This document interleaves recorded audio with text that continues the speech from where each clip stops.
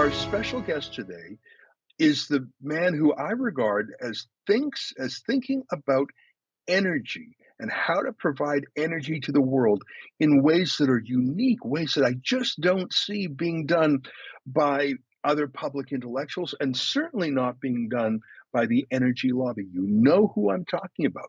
His name is Alex Epstein. He's the publisher of Fossil Future, a welcome sequel to the moral case for fossil fuels, and he joins us now via Zoom. Alex, welcome.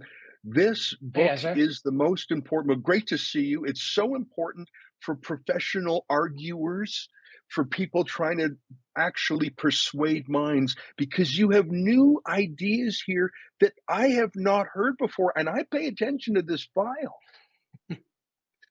Well, I'd love to go into them, and especially what you see as new. But in general, yeah, I think that one thing I learned from debating people, because I've done a lot of debates, I'll debate pretty much any prominent person I can, is that when you're on a stage and you're just disputing facts with people, it's very limited efficacy that you can have. In part because people don't necessarily trust you, particularly if they expect to disagree with you.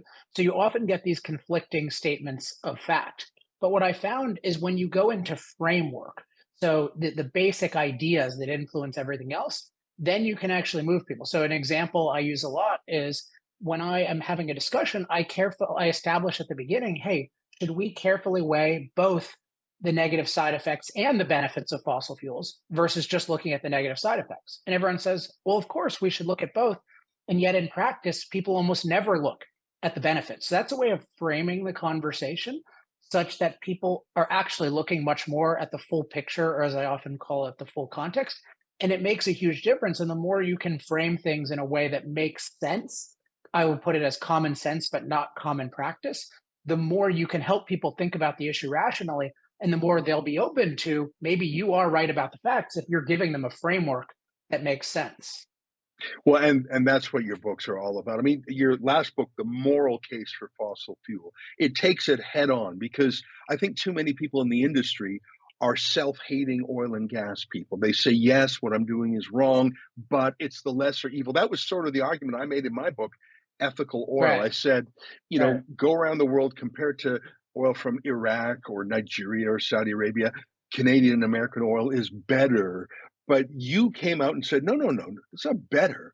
Oil is positively good. It's positively moral. That it is a very brave, principled stand. But let me just tell you an example of what I mean about changing the way, changing an argument, changing, as you say, the framework. And it's chapter 3 of your book, Fossil Future, the anti-impact framework. And I'm going to make a confession here, Alex.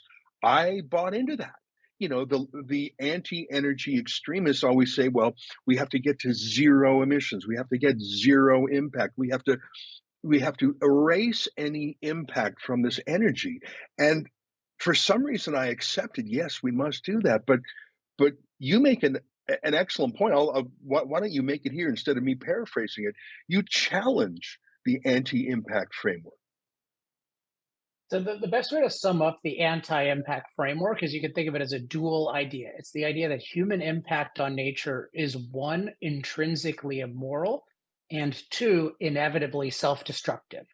So, and I think it's helpful to think of it as a religious view because I do think it's a religious view. It poses as a scientific view, but you could think of it as there's a commandment. It's kind of an earth or non-human worshiping primitive religion. And so the commandment is thou shalt not impact nature. And then the idea is if you violate the commandment, then you're going to go to hell. Then the earth is going to be terrible. And you see like the perspective on CO2 emissions is an example of this. It's just treated as the most important thing in the world is to eliminate our impact on climate. Like that's treated as the number one goal in the world. It's not to give everyone available energy. It's not what I use the goal often of global human flourishing, which makes a lot more sense as a goal. Why the hell is our goal eliminate our impact on climate? It's just a bizarre thing to put as your primary goal. Perhaps it could be a derivative goal, although I even question that. But it goes to show that we're just so saturated in this idea that human impact is intrinsically immoral and inevitably self-destructive. And if you think about it, and this is I didn't know about energy for a long time, but when I was 18, I learned the following and it changed my life. If you believe that our goal should be to eliminate human impact, you have to recognize that we survive and flourish by impact. So this is a fundamentally anti-human idea that our impact is bad. It's just as immoral or anti-us idea as a lion acting on eliminating lion impact, or a bear acting on eliminating bear impact. It's such a self-effacing anti-human thing. It's really, and then the other element that people get away with it using is this idea that it's inevitably self-destructive. So if we impact the earth is portrayed as what I call a delicate nurturer. So it exists in this delicate nurturing balance. It's stable, it's sufficient, it gives us what we need as long as we're not too greedy, and it's safe. And all the danger is about us impacting earth. We are parasite polluters. All we can do is take from the earth and make the earth ugly and ruin it. This is just a totally false narrative. Earth is wild potential. It has huge potential, but it's naturally dynamic, deficient, and dangerous. And human beings are producer improvers who largely make the earth much better via our impact. So we need to embrace our impact fundamentally as good for human flourishing.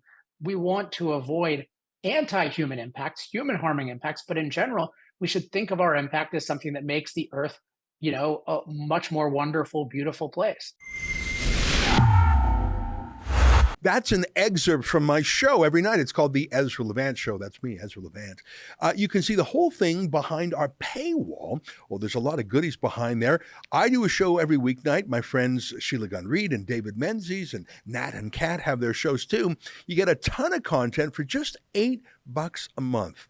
There's so much in there you won't find anywhere else. Go to rebelnewsplus.com.